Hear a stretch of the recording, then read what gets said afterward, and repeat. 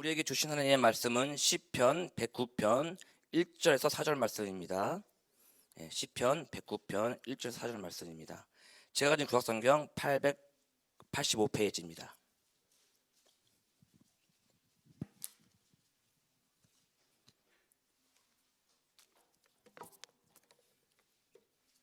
다 함께 읽겠습니다. 내가 찬양하는 하나님이여 잠잠하지 마옵소서.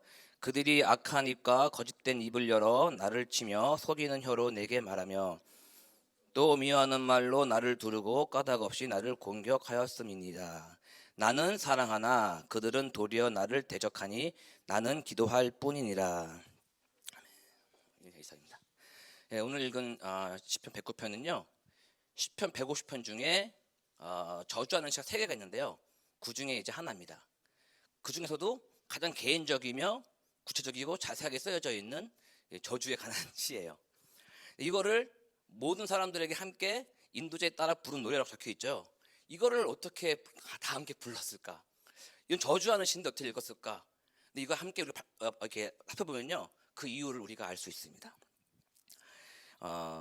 지금 다윗은 이 저자인데요, 이 다윗이 이제 1절에 고백하죠. 내가 찬양하는 하나님이여 잠잠하지 마옵소서. 이렇게 자신은 하나님 앞에 부끄러움이 없다고 고백하는 거예요. 그러면서 어떻게 합니까? 잠잠하지 마옵소서 합니다. 이 말을 하면서 이 장면이 어떠한 환경인지는요 알 수가 없어요.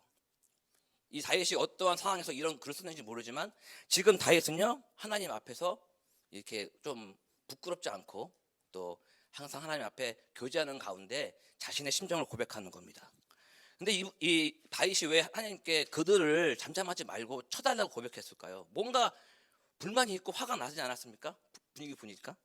그래서 2절 4절 보시면요, 아까 읽어봤지만 그들의 악한 입과 거짓된 입을 열어 나를 속이는 혀로 내게 말하였다.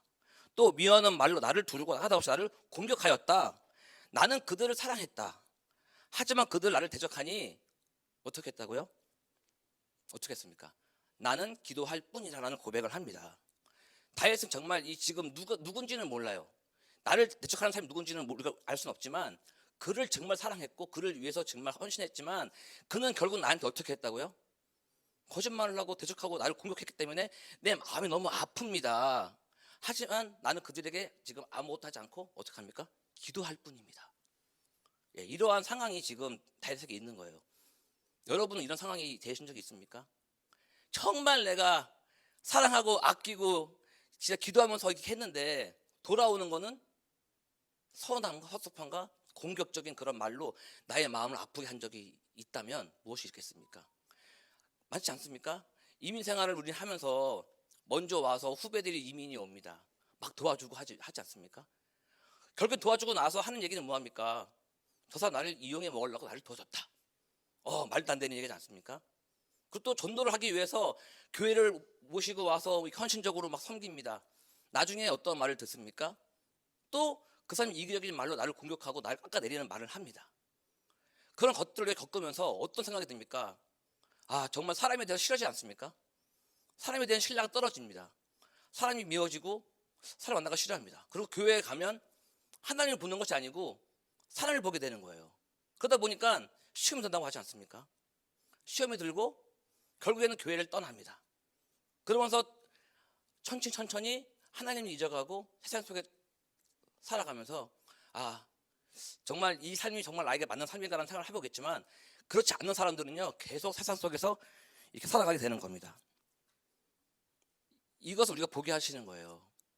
이런 저주의 시, 이런 솔직 고백한 이런 다윗의 고백을 통해서 하나님 앞에 또 믿음의 삶을 살아가는 사람 앞에 이런 어려움과 고난과 시험과 선함이 있다는 거예요. 그럴 때 어떻게 해야 되느냐? 하나님 앞에 나와라.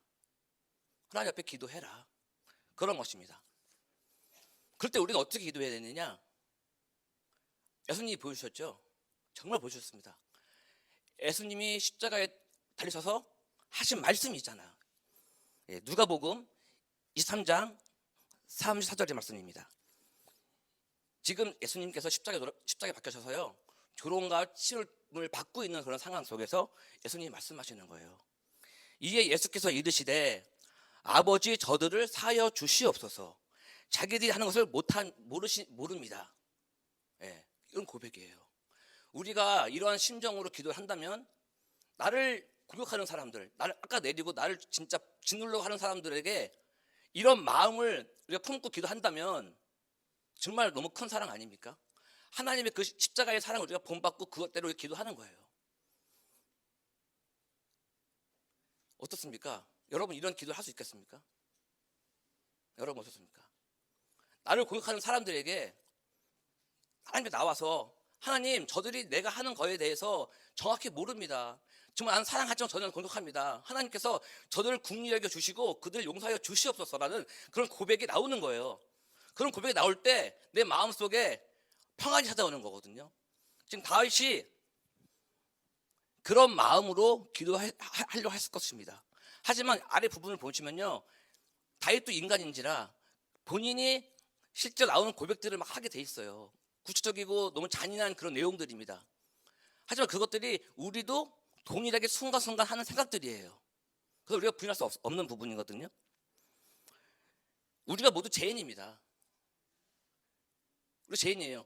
우리의 마음속에 누군가를 공격하는 마음이 있고 그런 날카로운 생각이 든다면 기도하셔야 됩니다. 하나님 저를 불쌍히 여겨 주시옵소서.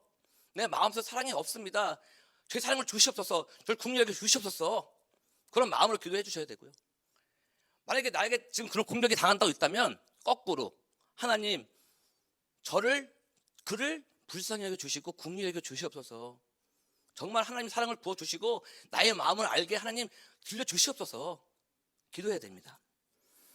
저와 뉴욕 십자가 교회가 오직 십자가의 사랑 앞에 각자의 죄를 내려놓고 기도하기를 예수님의 이름으로 축복합니다. 저자는 계속적으로요 기도를 합니다. 5절부터 15절까지는요 무슨 내용이냐면요, 내 앞부분 좀 읽어볼게요. 너무 많아가지고요.